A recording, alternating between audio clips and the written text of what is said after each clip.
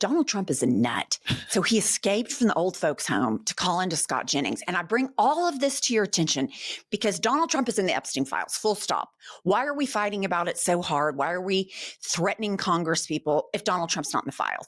So what does he do? He sends the military into U.S. cities to distract. So here are some of his latest distraction. He is a nut. Here we go with him on Scott Jennings, who is by all accounts the grossest, in my opinion.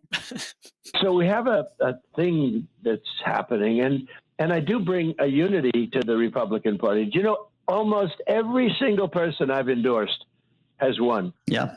I can't think of anyone who hasn't. If I endorse a person, they win. And I do well in the elections, too. I don't want to put that down because with the Republican Party, it's like 399-0. Think of that. And many of those are insurgents, people that I like better. I didn't like a certain Republican. And, we like this guy, Massey. He's going to be taken out. He's no good. He never votes. He never votes for anything, It's like he's from Kentucky. He's always a no vote. It's like automatic. If it's good or bad, he thinks he gets publicity by voting now. We call him Rand Paul Jr. But okay, that's enough. I can't take it anymore. And Scott Jennings, you're just hee-hawing. What about a fact check, Scott? Well, that's not – Scott Jennings is the top propagandist that's outside the inner circle. Right. And so he goes and propagandizes on CNN. But imagine that you're so emasculated as a man that your number one job with Donald Trump is the exact same job as a person that works on a porn film called a fluffer that keeps the penis erect. Right. And that's what Scott Jennings does. He keeps Trump hard because they have to keep him, erect and, oh, you're 90% popular. And, oh my God, you're 399 and 0. There's nothing masculine about this, how obsequious he is to this man's fragile, demented ego. And what's going to outlive Trump is the record of all of these men debasing themselves, where, a year and a half ago, Scott Jennings had clarity on January 6th, and now he can't even fact check him because he is a fluffer. He's a porn fluffer for Trump. That's what all these men are. They are, and yet they run around saying how masculine they are. It's so gross. But what's important to me, other than Trump sounds like he's got peanut butter in his mouth and makes no sense and lies, is that now it was the enemy from within during the campaign, and that meant Democrats. But now he's taken that one step further. It's Republicans that vote no to him. So everybody that's against the authoritarian leader in the fascist regime gets screwed over. But he's always gone after Republicans, even in Trump 1.0. Any disloyalty, this has always been a foundational principle of MAGA. He has always gone after. That's why you see Liz Cheney didn't run. Anybody who showed him any opposition, he either browbeat them, exposed them to the cult, and now they are out to pasture. So this has always been a component. This isn't new.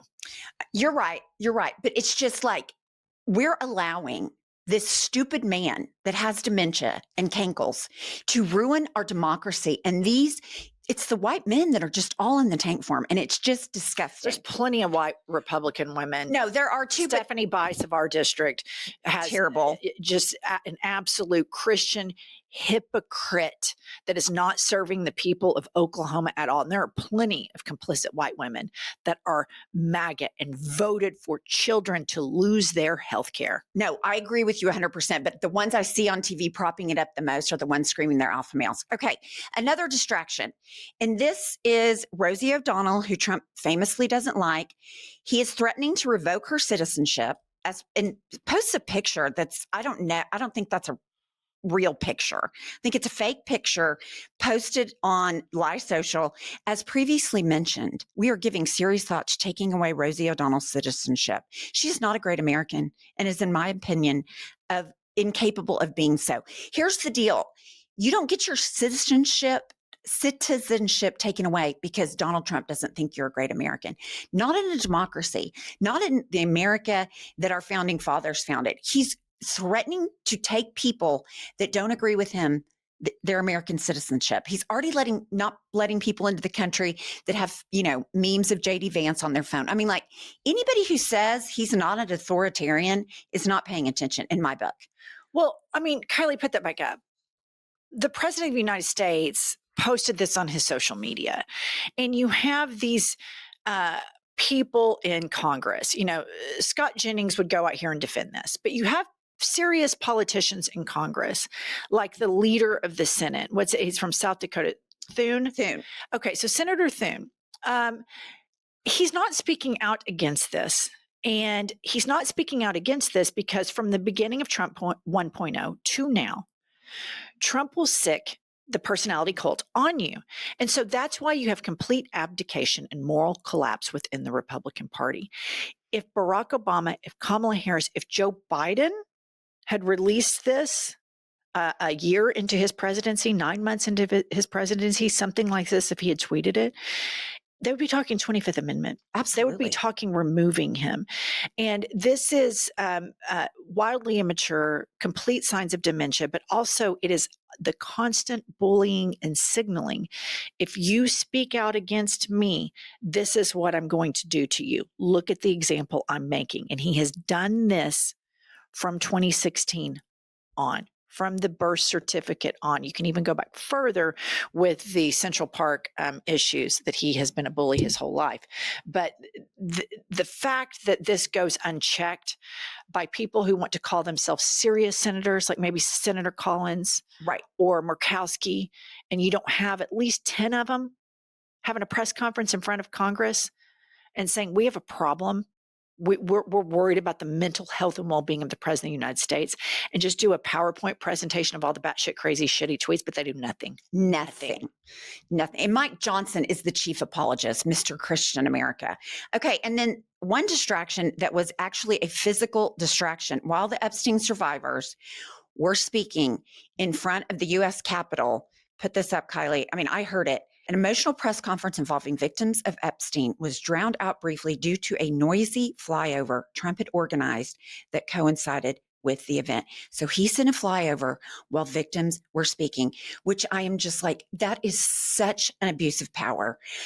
It is so gross to me that nobody is calling him out, that he is clearly in these files because he wouldn't want to release it, but he's traumatizing these victims. Again, he sends a flyover and his little boyfriend, Pete Hegseth, just does it because he's a pussy that's beholden.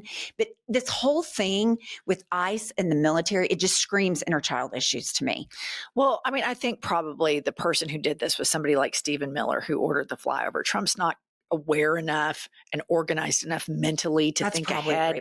He just still repeats all of his greatest hits: Hannibal Lecter, trans kids, windmills, whales. He goes on and on about he's a great builder, grass. He knows everything about grass. He doesn't have the mental capacity to plan something like this, which is even more alarming because he's surrounded by people who have completely collapsed and who shockingly are more evil than he is because they're more organized with their evil intentions. Interesting you bring up Stephen Miller. I want to show you this clip. And I think Stephen Miller is the most unfuckable man on the globe. There's probably debate on that. I know you're Ted Cruz for that role, but I despise him so much. He is so full of hate and cravenness. Here's what he said about Stephen Colbert on Fox News, why are you talking about it? He's on top of it 24/7. I also said, look, Colbert's a slime ball. The guy's just disgusting. I mean, he's not just, he has no talent. He's not liked. Obviously, he was fired for a reason. But he's just a sleazy, disgusting, smarmy guy. And look, it takes a lot to make me really despise somebody. Or maybe it doesn't. I don't know. But Colbert is really, he's a horrible person, Sean. Okay, this is really wild. I mean, number one, from a psychological standpoint, you see the projection there. But number two, it goes back to a larger narrative that MAGA men need to be coddled. They are easily triggered by things that would not trigger a normal person, much less an alpha man, like a late night comedian. Why one of the president's top advisors is spending time on a propaganda channel talking about Stephen Colbert is on purpose. They are attacking the culture. You can look to other authoritarians and they went after comedians because comedians ridicule all politicians. Nobody's safe. And these people are so thin-skinned and require so much coddling all the time that they disproportionately lash out at a comedian while at the same time revealing how weak and what their default setting of just being just pussies. Like that you say that about Stephen Colbert, that's how weak of a man you are, that you're that triggered. Like there's a lot of things entertainment wise that I don't like, and I simply don't watch them Right. so that I don't even have to form an opinion on them. But anybody who's critical of this administration is their number one target, and they have to keep the rubes that watch Fox, the morally depraved people that their default setting is racism. Their default setting is being cruel to people. Their default setting is thinking they are exceptional and better, and the entitlement with which they feel to watch it and the cruelty that satisfies them when they watch it. They're just adding more things to hate to their list too, because at the end of the day, their whole ethos is owning the libs. This whole movement is for broken people to feel like they got one up on the people who really fight for everybody.